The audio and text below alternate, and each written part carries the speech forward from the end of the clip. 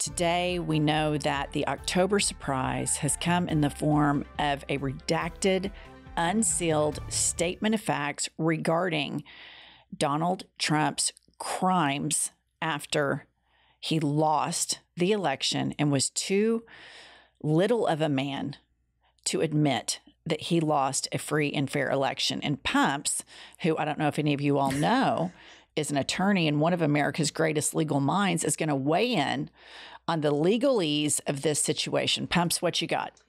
Okay, I thought the best place to start when we talk about this 2020 election, the big lie, it was stolen from him, would be the vice presidential debate between J.D. Vance and Governor Tim Walz. Ability to say he is still saying he didn't lose the election. I would just ask that. Did he lose the 2020 election? Tim, I'm focused on the future. Did Kamala Harris censor Americans from speaking their mind in the wake of the 2020 COVID situation? That is a damning non-answer. Has she? So in that, you see that J.D. Vance is covering for the lies. And I think it's important to remember that the lie was that Donald Trump won the election. And the reason that J.D. Vance is on that stage and not Vice President Mike Pence is because Mike Pence was unwilling to sacrifice principle, democracy, and the Constitution to go all in for Donald Trump and lie. And so this unsealed, redacted statement from Jack Smith was required by the Supreme Court in the immunity case. And who are the people testifying in this? What is the evidence? There are 76 Republicans on the inner circle of Donald Trump, either campaign, White House officials, or his private attorneys. So these are not Democrats. These are Trump voters in 2016 and 2020.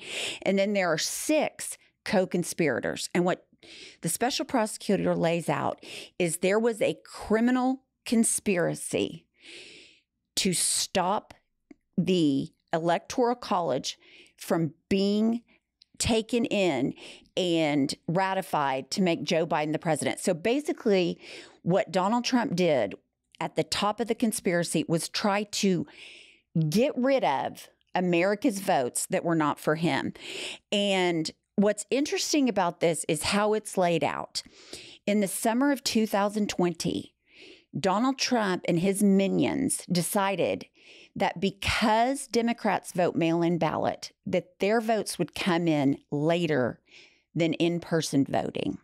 And so they started spewing lies about mail-in votes and that he would win and just say he won before the mail-in votes were counted. That was the plan from the summer of 2020. That's exactly what he did on election night. The insiders, after the votes came in, his campaign, these co-conspirators, they all told him, you lost. You will not win legal challenges. His response was, I don't give a fuck. We're going. And so what he did then is began calling these states, Republicans in these states that he lost, and telling them, pressuring them, change the votes. We have evidence, never provided the evidence. When these Republican officials told him, we do not have the power to do it. And the governors in these states testified, the Secretary of States, legislators, all Republicans testified that they said, give us the evidence. He never gave them the evidence. They repeatedly told him, we don't have the power to do what you're asking. He would hang up the phone with them and he would immediately criticize them publicly. He tweeted about what a piece of shit Governor Kemp from Georgia was 40 times because he attempted to influence him so many times and he withstood on the grounds that he did not have the power. In Michigan, one of his minions from the campaign told him, if we instigate the plan that you have set out in this case to undermine the voting in Michigan, there could be riots. And do you know what he said? Let them riot. Do it. He was all in for violence from the jump. And then you see what happens is Pence goes into him on several occasions and says, we fought the good fight. We lost. You look at what you've done for the Republican Party. And he pressured him and he told them, I'm going to come out against you publicly unless you do what I want you to do. Mike Pence continued to tell him, I don't have the authority to do that. And so that's exactly what he did. And what I found to be the most damning part of this entire statement of the case is that they have conclusive proof that during the insurrection, Donald Trump is watching Fox News. He's on Twitter. He's texting. He's on the phone. And one of his aides comes in and says they have had to move the vice president to a secure location because his life is in danger. And Donald Trump says, so what?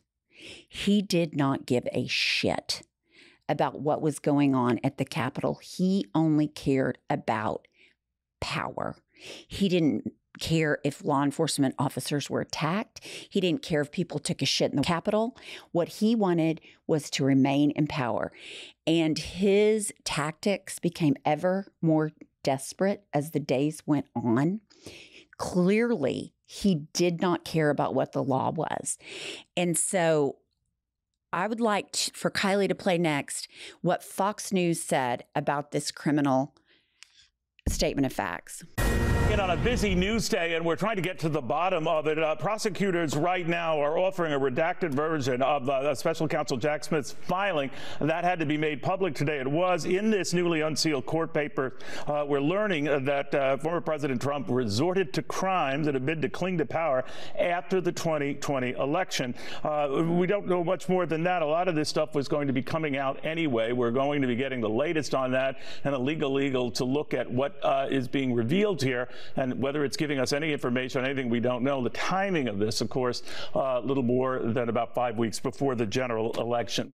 The right is up in arms about the timing and the release of this information, saying it's election interference. Election interference was in 2020 when Donald Trump tried to undermine democracy and put violence to maintain political power. That's election interference. He went to the Supreme Court. The Supreme Court sat on it for 9 months.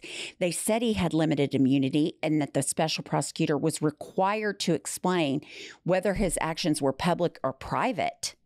And that's exactly what they've done. And he has fought tooth and nail to keep these facts from the public because he knows these facts show that he doesn't give a shit about democracy and he only cares about himself. I'm just reminded of the January 6 hearings, and a lot of this stuff was played out on national television in those congressional hearings led by Liz Cheney and others.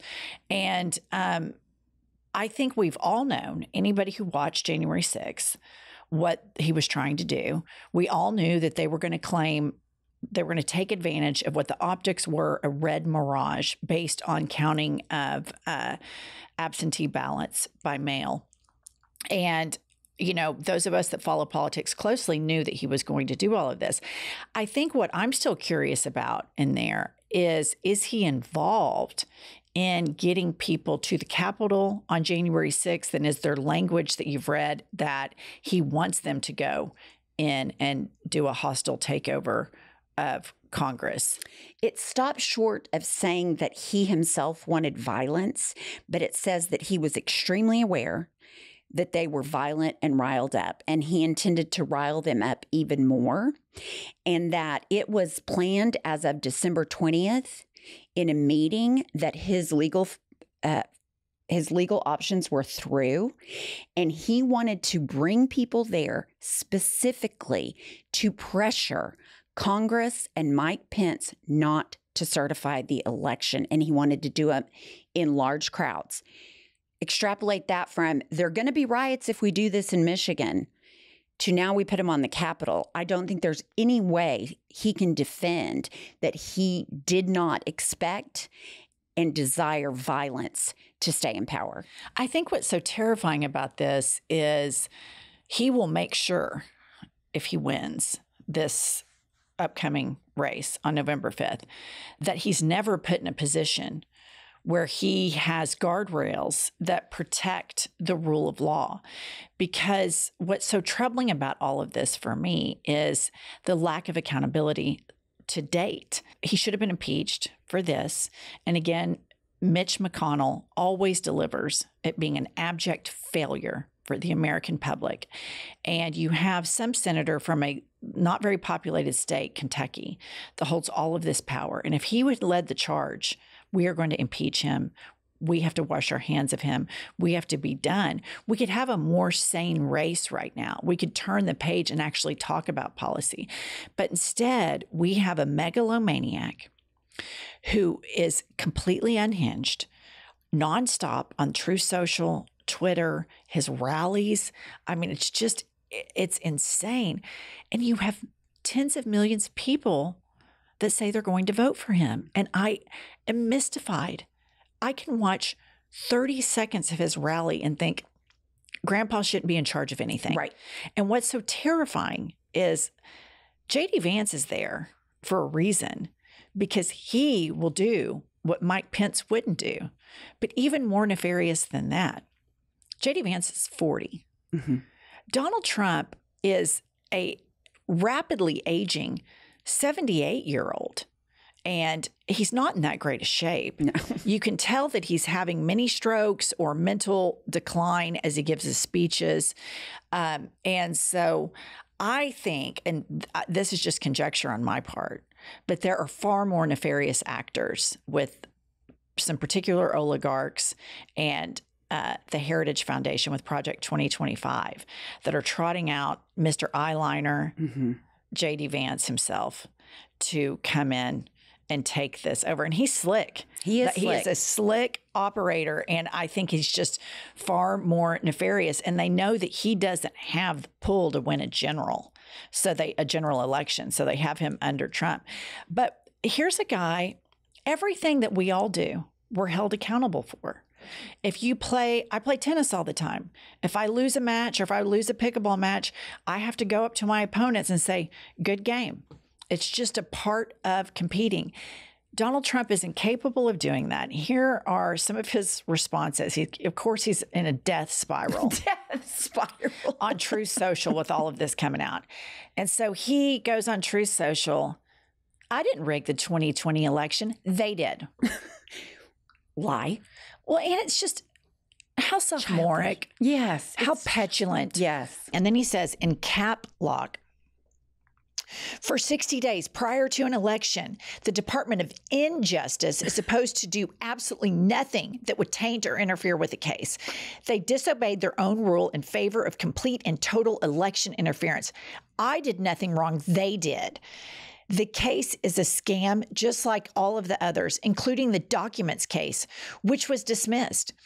The fact that you have a embarrassing percentage of the Supreme Court that are supposed to be for the rule of law, the fact that you have a major political party that says we are for the rule of law, we are for law and order, and you have this criminal, and not even a good one. No, not good one. He's not even a good criminal. He's not even good at being a criminal. That's what an abject failure he is. But you have all of these enablers surrounding him within the government, within his own political party, and within the American public, and within the right-wing media propaganda machine. This is completely election worthy. This is at the heart of what the problem has been in this country ever since he came down that escalator, is a man that believes the rules don't apply to him. And everything that he says, every accusation, is a confession. This is third world stuff. The, calling all of these secretaries of states like a nut, asking them to break the law so that he can win. This is what you watch and you hear about, countries that don't respect the rule of law do.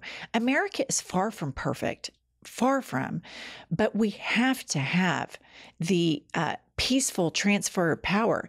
And one of the biggest gaslighters on the planet right now is eyeliner wearing J.D. Vance, who trots out on the debate stage and says Donald Trump engaged in a peaceful transfer of power.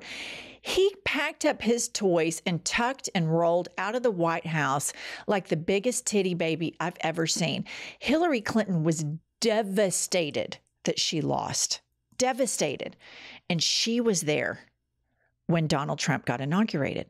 And I'm sure it was horrible. But she sat there. Donald Trump's not a big boy enough to do that. He will never be a big boy. And I just guess the mystery is all of these people that now, I guess they want to live in a dictatorship, which is just wild. No, I think they do. I think they have been primed that he alone can fix it because that's what cult leaders do. They say they're the only ones that can fix their problems. But if you read this indictment and you look at the people surrounding him and what they say, it is obvious, clear as the nose on my face. The only thing Donald Trump cares about is power and Donald Trump. All right, we're going to keep covering this with America's Greatest Legal Mind. Subscribe, like, and we will see you guys tomorrow. It's so